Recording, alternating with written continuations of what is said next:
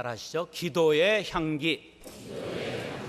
어젯밤에 집에 들어갔더니 집에서 키우는 난에서 꽃봉우리가 터지려고 해서 식탁에 올려놓고 아침에 깨어서 보니까 3개의 꽃이 꽃망울을 터뜨렸어요. 그 향기를 맡으니까 얼마나 그윽한 향기가 좋은지 몰라요. 그래서 여보 불러가지고 향기를 맡으라고 그랬더니 우리 집 사람은 불행하게도 난 향기를 못 맡습니다. 그래서 혼자 아주 향기에 취해서 나왔습니다. 제가 맡아본 꽃향기 중에 가장 진한 꽃은 행운목 꽃이었습니다. 몇 달 전에 우리 집사님 음식점에 신방을 갔다가 어디서 향기가 너무 진해가지고 무슨 향이냐 그랬더니 행운목 꽃이 폈다는 거예요. 근데 얼마나 향기가 진한지 꿀이 뚝뚝 떨어져서 아래에 이렇게 흥건하게 고일 정도로 그렇게 꽃이 핀 것을 봤습니다. 어떻게 생겼나 볼까요? 행운을 받으시기 바랍니다. 이 꽃향기는 벌과 나비를 모아서 가루를 수분해서 생명을 이어가려고 향기를 풍기지요. 그런데 우리 사람에게도 큰 기쁨을 줍니다. 우리가 소원을 가지고 하나님 앞에 기도합니다. 그런데 하나님께서는 우리의 기도를 가장 향기로 받으신다는 사실을 기억하시기 바랍니다. 오늘 말씀은 분향단에 관한 내용입니다. 성막에는 성막들의 번제단과 물두멍, 성소에 들어가면 등잔대 진설병상과 향단이 있고, 그리고 지성소에 들어가면 법궤와 법궤를 덮고 있는 뚜껑인 속죄소가 있습니다. 오늘 그 중에 5번째 성물인 분향단에 대해 말씀을 드리고자 합니다. 분향단의 모양과 규격은 이러하다고 1절로 5절에 나와 있습니다. 시작. 너는 분향할 제단을 만들지니 곧 조각목으로 만들되 길이가 1규빗 너비가 1규빗으로 네모가 반듯하게 하고 높이는 2규빗으로 하며 그 뿔을 그것과 이어지게 하고 제단 상면과 전후좌우 면과 뿔을 순금으로 싸고 주위에 금태를 둘을 찌며 금태 아래 양쪽에 금고리 둘을 만들되 곧 그 양쪽에 만들지니 이는 제단을 매는 채를 꿰을 것이며 그 채를 조각목으로 만들고 금으로 싸고. 아멘. 규격이 가로 세로 50cm 되고요, 높이가 1m 되는 조각목으로 만든 후에 금으로 쌌습니다.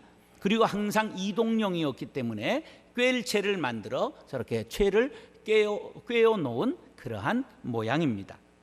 성소에 들어가면 먼저 왼편에 성소를 밝히는 이제 등대가 있고 오른쪽에 떡상이 있고, 그리고 지성소 들어가기 전 휘장 앞에 바로 분향단이 놓여 있었습니다. 바로 분향단이라는 뜻은 미즈베아 케토레트라고 하는 말인데 향을 태우는 곳, 향을 피워서 드리는 곳, 그러한 뜻입니다. 분향단의 영적 의미는 중보자 되시는 예수님을 뜻하고 바로 여기에서 피우는 향기는 기도를 의미합니다. 계시록 5장 8절에 보면 이 향은 성도의 기도들이라고 말하고 있습니다. 바로 하나님께서 받으시는 향은 뭐라고요? 우리들의 기도인 줄 믿으시기 바랍니다. 그래서 시편 141편 2절에 보면 나의 기도가 주의 앞에 분향함과 같이 되며 나의 손 드는 것이 저녁 제사와 같이 되게 하소서. 우리의 기도가 제사와 같이 된다는 것을 기억하십시오. 기도할 때 이스라엘 사람들은 어떻게 했느냐? 손 붙잡고 눈 감고 고개 숙이고 하지 않고 두 손을 높이 하늘을 향하여 쳐들고 눈을 들어 하나님을 바라보고 기도했던 거예요. 그러니까 교회 학교 선생님들이 자꾸만 눈 감아라 눈 감아라 그렇게 기도 가리키면 안 돼요. 성경의 원 기도법은 두 손을 들고 하나님을 바라보고 기도하는 것입니다. 우리는 샤머니즘의 영향이 있어요. 무당이 신 내릴 때 눈 감고 하고 대를 흔드는 경향이 있기 때문에 눈 감고 기도하는 것이 우리의 정서라는 것을 아셔야 합니다. 지성소는 하나님께서 임재하시는 곳이고 그 지성소 바로 앞에 분향단이 놓여 있는 것은 하나님과 인간 사이의 중보자가 되시는 예수님을 뜻하는 것입니다. 그래서 요한복음 16장 23절에 그날에는 너희가 아무것도 내게 묻지 아니하리라. 내가 진실로 진실로 너희에게 이르노니 너희가 무엇이든지 하나님께 구하는 것을 내 이름으로 주시리라. 할렐루야. 사랑하는 형제 자매 여러분, 오늘 본문 말씀을 상고할 때 분향단에 나타난 영적 의미를 깨닫고 큰 은혜 받게 되시기를 예수님의 이름으로 축원합니다. 따라서 기도로 하나님을 만날 수 있습니다. 모든 만남은 절차와 방법이 있지요. 친구 집을 방문할 때도 밤이나 새벽에 불쑥 찾아가면 실례가 되지요. 전화하고 약속하고 장소를 정하고 시간을 정해야 되지요. 그래서 잠언 27장 14절에 보면 이른 아침에 큰 소리로 자기 이웃을 축복하면 도리어 저주같이 여기게 되리라. 새벽에 찾아가서 친구야 축복한다. 그럼 저놈이 날 저주하나. 그리고 친구가 끊어지게 된다는 말입니다. 대통령을 만날 때를 생각해 보세요. 먼저 신원조회를 합니다. 이 사람이 테러범인가 아닌가 신원조회를 해요. 그 다음에 청와대에 들어가면 반드시 검색대 앞을 거쳐 들어가야 됩니다.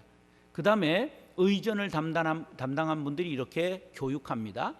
대통령님이 악수를 청하면 손을 잡고 흔들지 마시고 손을 그대로 앞에 내미십시오. 그러면 대통령님께서 붙잡고 이렇게 잡아주시고 지나갈 것입니다. 그렇게 합니다. 선거 유세 때는 붙잡고 흔들어도 상관없습니다.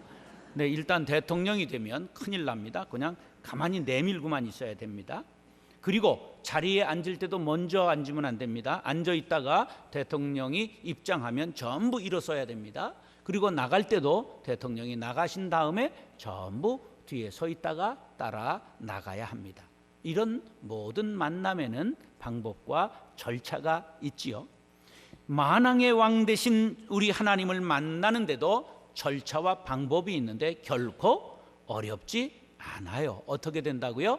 기도로 하나님을 만날 수 있습니다. 6절 시작. 그 제단을 증거계 위 속죄소 맞은편 곧 증거계 앞에 있는 휘장 밖에 두라. 그 속죄소는 내가 너와 만날 것이며. 속죄소는 바로 휘장 안에 있는 지성소에 있는 법궤 위에 뚜껑을 말해요. 거기서 하나님이 우리를 만나 주시는 것입니다. 만나 주시기 전에 우리가 반드시 뭐를 해야 되느냐? 분향단에서 기도를 드려야 된다. 그런 거예요. 그래서 기도를 한 자만이 하나님께서 만나 주신다. 그러한 뜻입니다. 자, 그러면 기도는 휘장을 사이에 두고 이루어지는 생명의 교제입니다.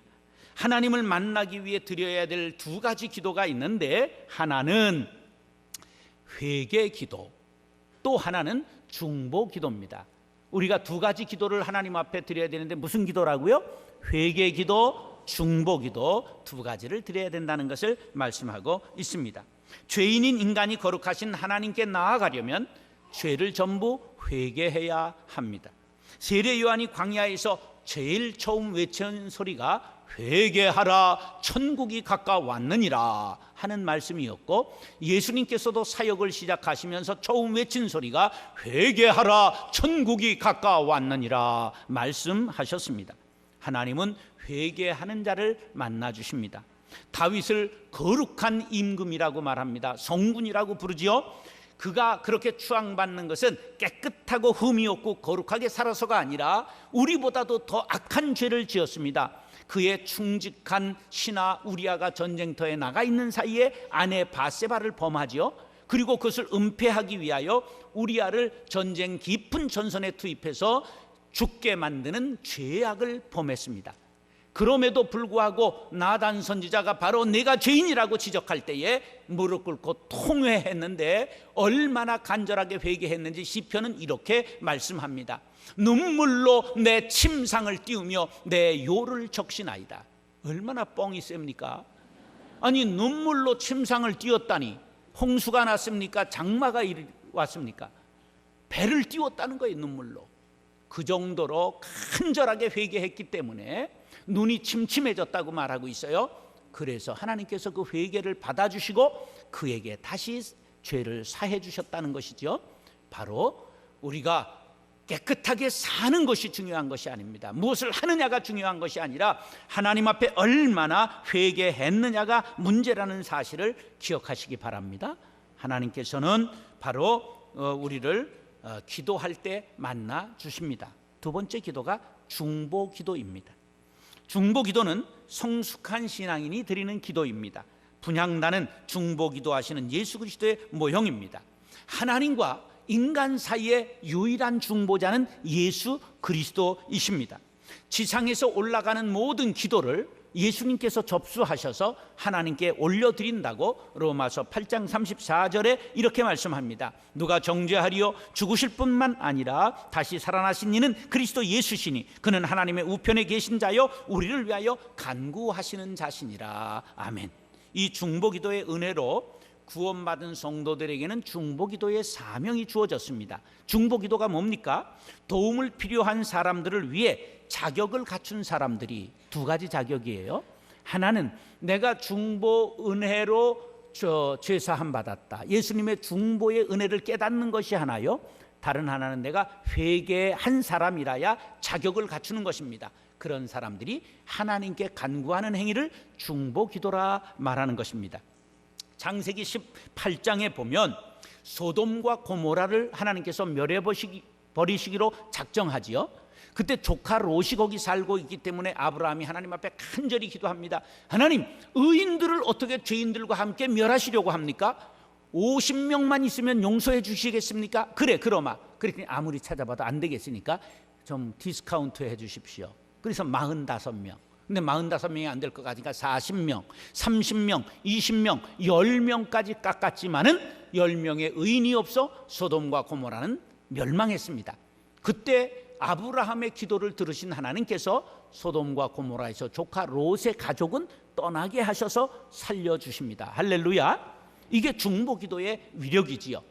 모세가 원망하는 이스라엘 백성들을 하나님께서 전부 멸하시려고 할 때 하나님, 이 광야에 불러놓고 꼬셔와가지고 여기서 죽였다는 소리를 들으시렵니까? 살려줘야 되지 않겠습니까? 그리고선 하나님 앞에 간절히 메어 달려요. 그러니까 모세의 중보 기도를 들으신 하나님께서 이스라엘 백성의 그 화를 내리지 아니하고 살려줬다고 출애굽기 32장 11절로 14절에 나와 있습니다.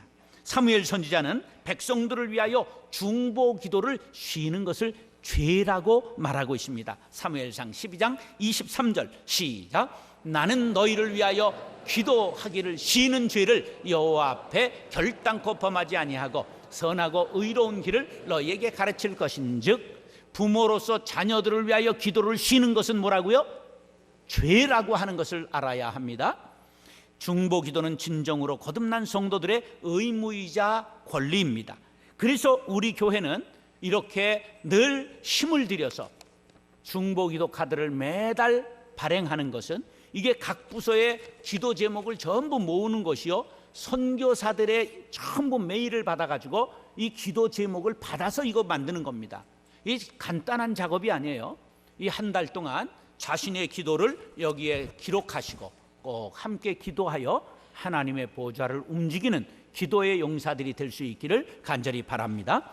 예수님의 중보 기도로 우리는 거듭났습니다.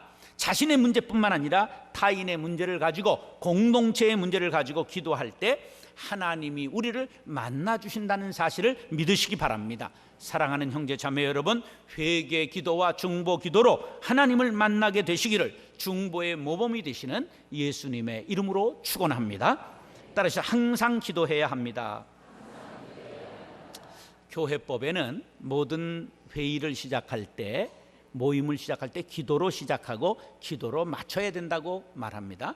그것은 성경에 근거하는 것이지요. 항상 시작을 기도로 하고 끝을 기도로 맺어야 된다. 한자어로는 도시도종이라고 말합니다. 제사장들이 향을 향단에 피우는데요, 아침에 사르고 그리고 저녁 때에도 반드시 향을 사르라고 말씀하고 있습니다. 7절, 8절, 10절 시작. 아론이 아침마다 그 위에 향기로운 향을 사르되 등불을 손질할 때에 살을 찌며 또 저녁 때에 등불을 켤 때에 살을 치니 이 향은 너희가 대대로 여호와 앞에 끊지 못할지며 아론이 1년에 한 번씩 이 향단불을 위하여 속죄하되 속죄제의 피로 1년에 한 번씩 대대로 속죄할지니라. 이 제단은 여호와께 지극히 거룩하니라. 아멘. 7월 10일 날 1년에 한 차례 대제사장이 속죄일 날 속죄소에 들어가 지성소에 들어가 이스라엘 백성들의 죄를 속할 때 이 분향단의 뿔에 피를 발라서 이 분향단을 속죄하라고 말씀합니다. 이게 영적인 의미가 있어요. 우리가 남을 위해 중보기도 하다 보면 그분의 악하고 그 눌린 것들이 내게 전부 뒤집어 올 수 있습니다. 그렇기 때문에 우리가 늘 예수 그리스도의 피를 덧입어 능력으로 기도하지 아니하면 우리가 눌려서 영적으로 전부 깔아앉을 수 있는 것을 말씀하고 있는 것입니다. 이 제단은 지극히 거룩하다고 하는 말씀은 하나님께서는 분향을 매우 중요하게 여기신다. 이 의미는 하나님께서 기도를 가장 중요하게 여기신다는 것임을 기억하시기 바랍니다. 신앙에 있어서 기도는 영적인 호흡입니다. 호흡이 건강한 사람이 바로 육신의 건강을 유지하는 것처럼 우리가 기도를 잘 할 때 우리의 영적인 건강이 유지된다는 사실을 기억하시기 바랍니다. 제사장들이 성소에 들어가 향을 끊어지지 아니하도록 아침마다 사르고 저녁 때에도 향을 사른 것은 하루를 기도로 시작하고 기도로 마치라는 뜻입니다. 빌리 그레이엄은 이런 말을 했죠. 아침 기도는 열쇠요, 저녁 기도는 자물쇠이다. 우리 모두가 기도의 열쇠와 자물쇠를 들기를 간절히 바랍니다. 제가 29에 금왕교회 담임으로 내려갔을 때 조남붕 전도사님이라고 하는 분이 70으로 은퇴하셨는데 한 번은 제가 서울로 초청해서 식사 대접을 하기 위해 만났어요. 그랬더니 이 노인이 택시를 타고 가는데 택시에 타자마자 손을 모으고 기도를 하세요. 그래서 택시 타고도 기도하는 거구나, 그렇게 알았어요. 식당에 들어갔더니 밥이 나오지도 않았는데 의자에 앉아 먼저 기도하세요. 식사에 밥이 나오니까 물론 식사 기도했어요. 하루 여러 차례 기도하시는 것을 봤어요. 여러분들 운전대를 붙잡고 기도하시기 바랍니다. 집에 꼭 아침에 일어나 기도하시고 하루에 잠자리에 드실 때 기도하시고 언제서든지 기도하면 반드시 하나님과 늘 동행하게 될 줄로 믿습니다. 안중근 의사가 남긴 유목은 굉장히 비쌉니다. 보물로 지정된 일일 부독서 구중생형극이라고 하는 보물입니다. 저게.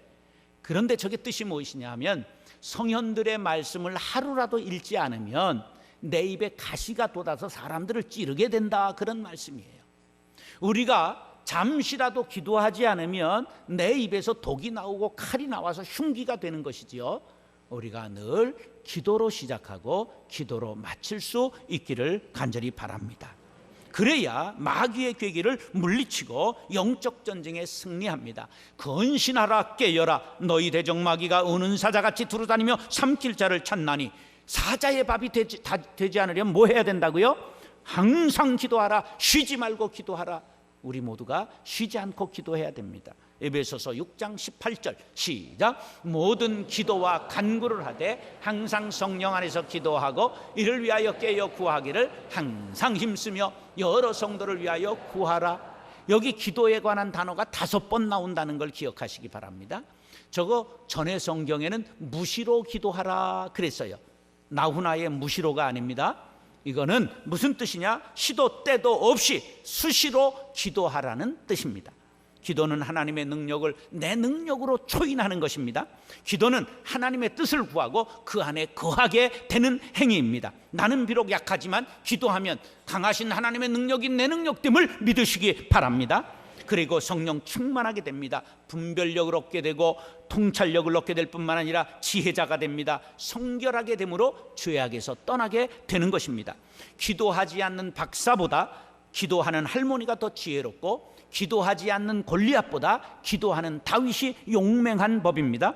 기도하지 않는 부모는 가정과 자녀를 지킬 수가 없습니다. 기도하지 않으면 하나님의 임재를 경험하지 못하고 영적 무지에 빠지기 때문입니다. 사랑하는 형제 자매 여러분, 모든 일을 기도로 시작하고 기도로 마치는 저와 여러분들 될 수 있기를 기도의 모범을 보이신 예수님의 이름으로 축원합니다.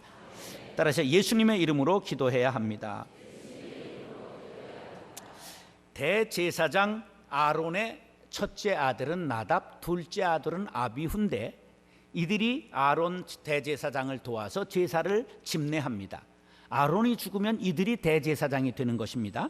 그런데 레위기 10장에 이들이 불벼락을 맞아서 죽습니다. 그 까닭이 뭐냐? 다른 불을 담아 여호와 앞에 분향했기 때문입니다. 불이 여호와 앞에 나와서 그들을 삼킴에 그들이 여호와 앞에서 죽은지라 말씀하고 있습니다. 반드시 분향단의 향은 무엇으로 사르게 되어 있느냐 하면 저 번제단에 불을 가지고 가서 붙이게 되어 있어요. 근데 이들이 꼽붙여놓고 담배를 피다가 가스라이터로 붙였는 것 같아요. 그래가지고 불이 확 나와가지고 불벼락을 맞고 죽고 말았다는 거예요. 그들이 누굽니까? 다음번 대제사장입니다. 누구든지 다른 향을 사르면 이렇게 엄벌을 받게 되어 있는 것입니다. 다른 향이 뭡니까? 다른 이름을 뜻하고 그것은 바로 우리가 근신하는 자세에 두려워하는 마음이 없기 때문에 그런 것입니다. 예배하는 자는 신령과 진정으로 예배할지니라. 성실함으로 주의를 성수해야 되지 그렇지 않은 자의 예배가 하나님 앞에 상달되지 않는다는 것을 기억하시기 바랍니다. 9절에 다 같이 시작. 너희는 그 위에 다른 향을 사르지 말며 번제나 소제를 드리지 말며 전제 예수를 붓지 말며. 아멘. 성소 분향단에 사용되는 향은 아무 향이나 사용할 수 없었습니다. 드릴 향을 만드는 제조법이 바로 출애굽기 30장 34절에 38절에 기록되어 있는데 소합향, 나감향, 풍자향, 유향 거기에다 소금을 쳐서 만들게 되어 있었습니다. 5가지 향을 한번 읽어보겠습니다. 소합향, 나감향, 풍자향, 유향, 소금. 그런데 이 향기가 좋았어요. 그러니까 자기가 이것을 향내를 맡으려고 만들었다가는 목숨이 끊어지는 일이 일어났습니다. 반드시 하나님의 것은 하나님께 구별하여 드려야 되는 것입니다. 여기에서 다른 향을 사르지 말라는 의미 2가지, 하나님만이 기도를 받으실 대상이라는 첫째 뜻과 또 하나는 오직 예수님의 이름으로만 기도해야 된다는 뜻이 있음을 기억하시기 바랍니다. 하나님께서는 오직 유일한 중보자로 예수님 한 분만을 지목하셨습니다. 디모데전서 2장 5절에 하나님은 한 분이시요 또 하나님과 사람 사이의 중보자도 한 분이시니 곧 사람이신 그리스도 예수라고 말씀하고 있습니다. 예수님의 이름으로 기도합니다 하고 기도를 마치는 것은 마지막 멘트가 아닙니다. 이것은 예수님의 이름으로만 기도할 때 하나님께서 받으시고 응답한다는 약속임을 기억하시기 바랍니다. 어떤 집사님이 교회의 대표 기도를 처음 맡았어요. 얼마나 일주일 내내 정성스럽게 기도문을 쓰고 고치고 했는지 퍼펙트한 문장이 됐습니다. 그래 기도를 하는데 자기도 감동을 해버리고 말았어요. 그런데 너무 당연하니까 예수님의 이름으로 기도합니다 하는 걸 기록하지 않았는데 너무 업이 돼가지고 이 끝내야 되는데 뭐를 끝내야 되는지를 까먹어버리고 말았어요. 그래가지고 한참 헤매니까 사회 보던 분이 와서 예수님 찔러줬어요. 그랬는데 잘못 듣고 목사님의 이름으로 기도합니다 그랬어요. 목사의 이름으로 안 됩니다. 석가도 공자도 마호멧도 소크라테스도 그 어느 이름으로도 안 된다는 사실을 기억하시기 바랍니다.